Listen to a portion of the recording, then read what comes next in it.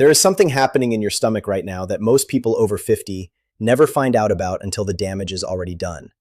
And the strange part is, it is not caused by eating too much. It is not caused by eating unhealthy food. It is caused by a very specific way that two completely ordinary foods interact with each other inside your digestive system. Foods that most people eat together every single day. Foods that seem completely harmless on their own. But when they meet inside your stomach at the same time, your body responds in a way that leads to bloating, discomfort, fatigue, and over time, something much more serious than most people expect. I am Dr. Ronald, and I have spent decades working with older patients who struggle with exactly this. And I want you to know something before we go any further. This is not your fault. Nobody told you. And the good news is, once you understand what is actually happening, you can make a small change that your body will thank you for almost immediately. Now, before I continue, if you are someone who wants to protect your health, stay active, and keep your independence as you get older, I want you to do one simple thing right now. Like this video, subscribe to this channel, and leave a comment below that just says, yes. That one word tells me you are serious about taking care of yourself, and it helps this information reach other people who need it just as much as you do. All right, let me tell you about something that happened to a 71-year-old woman named Margaret. Margaret was not someone you would ever describe as unhealthy. She walked every morning, she cooked her own meals, she stayed active. But for almost 3 years, she woke up every single morning feeling heavy. Not tired exactly, just heavy. Like her body was still trying to finish something from the night before. She had bloating that came and went without any clear pattern. She sometimes felt a dull discomfort after meals that she just accepted as a normal part of getting older. Her doctor ran some tests, found nothing alarming, and she went home with a recommendation to eat more fiber and drink more water. She did both. Nothing changed. What changed everything for Margaret was not a new medication. It was not a special diet. It was one piece of information about how a specific combination of foods was working against her digestive system every single morning. And when she stopped eating them together, within 2 weeks, that heaviness she had carried for 3 years started to lift.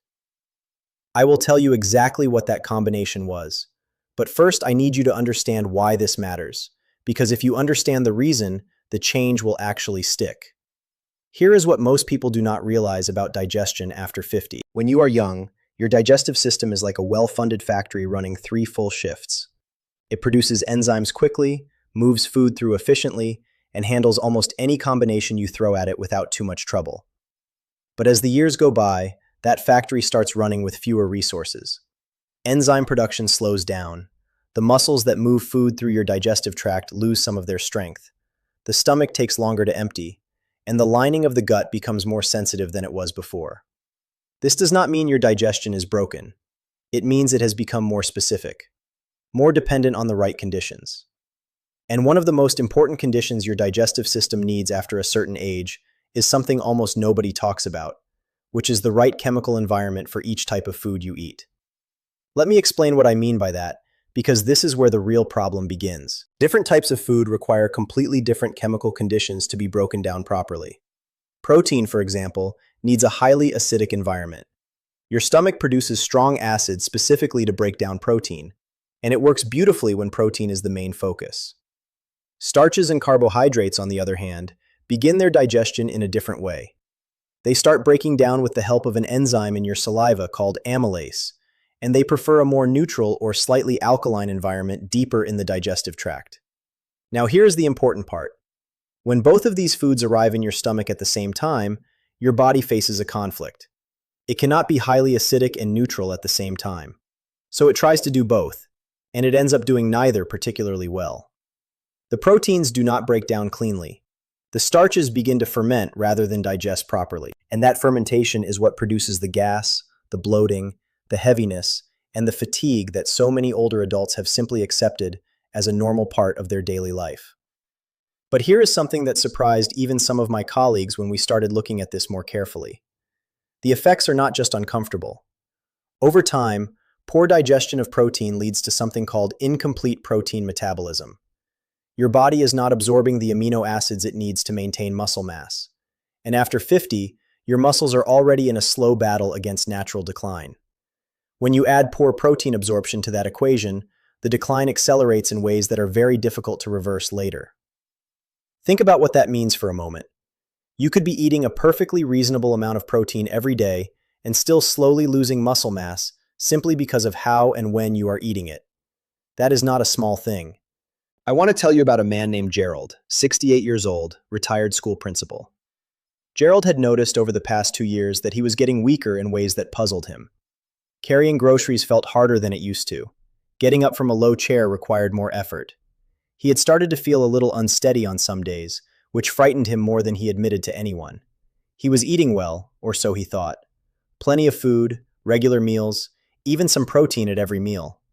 But his muscle mass kept declining according to his doctor's measurements, and no one could tell him exactly why. When Gerald and I sat down and went through his daily meals in detail, a pattern became very clear. Every single morning, breakfast was eggs and toast. Every single lunch was some form of meat sandwich with bread. Every evening dinner almost always involved a protein, rice or potatoes, and vegetables. 3 meals a day, 3 perfect examples of the exact combination that was quietly working against him. His body was receiving protein at every meal, but the absorption was being significantly compromised by the starch sitting right beside it. The two were essentially competing, and the protein was losing more often than not. Within 6 weeks of making a simple adjustment, Gerald's energy improved noticeably. His strength started to return. He told me he felt like something had quietly been corrected, like a radio that had been slightly off the station finally tuning in clearly. So what is the combination I am talking about? It is protein combined with starchy carbohydrates at the same meal. Eggs and toast, meat and rice, chicken and potatoes, fish and bread. These are some of the most common meal combinations in the world, and for a younger digestive system running at full capacity, the impact is manageable. But for a digestive system over 50 that is already operating with reduced enzyme output and slower transit time, this combination consistently leads to fermentation, gas, bloating, incomplete nutrient absorption, and over time, a measurable reduction in the benefits your body was supposed to get from the food you ate. Now, I want to be very careful here, because I am not telling you to never eat these foods. I am not telling you to follow some strict food combining diet. What I am telling you is based on what research into digestive physiology consistently shows, which is that separating heavy proteins from dense, starchy carbohydrates, especially at breakfast and lunch when digestion tends to be most active and most affected, can make a significant difference in how your body feels and how well it absorbs the nutrients it needs. And there is another layer to this that I want to make sure you understand. When food sits in your digestive system longer than it should, when proteins and starches are fermenting rather than digesting cleanly, it does not just cause discomfort. It creates what researchers call increased intestinal permeability. You may have heard the term leaky gut. The idea is that when the gut lining is consistently stressed by fermentation and undigested food particles, it can become more permeable than it should be. And when that happens, substances that are supposed to stay inside the gut can cross into the bloodstream and trigger low-grade inflammation. Chronic low-grade inflammation is one of the most studied contributors to the conditions that affect older adults most severely. Conditions like joint pain, fatigue, brain fog, and even an increased risk of cardiovascular issues have all been linked to chronic gut-driven inflammation in research published by institutions including the National Institutes of Health and Harvard Medical School. So when someone comes to me at 65 and says they feel generally unwell but cannot pinpoint a cause, the gut is always one of the first places I look. Not because it is always the answer, but because it is consistently underestimated. Let me also clear up something that many people get confused about, because this is a very common misunderstanding that I see again and again. Many older adults believe that if they take a probiotic or eat yogurt regularly, their gut health is taken care of. And while probiotics do support a healthy gut microbiome, which is important, they do not solve the upstream problem. If you are consistently giving your digestive system combinations of food that it cannot process efficiently, a probiotic can help maintain some balance in the gut flora, but it cannot fix the fermentation that is happening before the food even reaches that part of the digestive tract. The root issue is upstream, and upstream is where you eat. There is a third person I want to tell you about because her story is perhaps the most important. Her name was Evelyn, 74 years old, and she came to me not because of digestion at all. She came because she was forgetting things more than she used to. Words slipping away in the middle of sentences. Names she had known for decades suddenly requiring a moment to retrieve. She was frightened. Her family was frightened. And she was convinced something serious was happening in her brain. We ran appropriate tests. Her cognitive baseline was still within normal range for her age. But what struck me during our conversations was how consistently tired and foggy she felt, not just mentally but physically. Heavy after meals, sluggish in the afternoons, sleeping a full night and waking up unrefreshed. I have seen this pattern before. And while I cannot promise you that changing a food habit will reverse cognitive decline, what I can tell you is that when your gut is chronically stressed, when digestion is inefficient, when low-grade inflammation is quietly running in the background, the brain is one of the organs that feels it. Research from the Cleveland Clinic and others has described what is now commonly called the gut-brain axis, a direct communication pathway between your digestive system and your brain. When the gut is inflamed or dysregulated, signals travel up that pathway and can contribute to cognitive fog, mood changes, and even sleep disruption. For Evelyn, improving her digestive environment was one part of a broader conversation about her health. But within a month of simplifying her meal combinations and giving her gut less to struggle with at each sitting, she told me something that still stays with me. She said, "My head feels quieter, like some background noise I had gotten so used to that I stopped noticing it had finally turned down." I cannot promise you the same result, but I can tell you that it is worth considering. So what does a practical change actually look like? Because I know that some of you are thinking, this all sounds reasonable, but how do I actually apply it? The simplest starting point is breakfast. Instead of eggs on toast, try eggs with vegetables.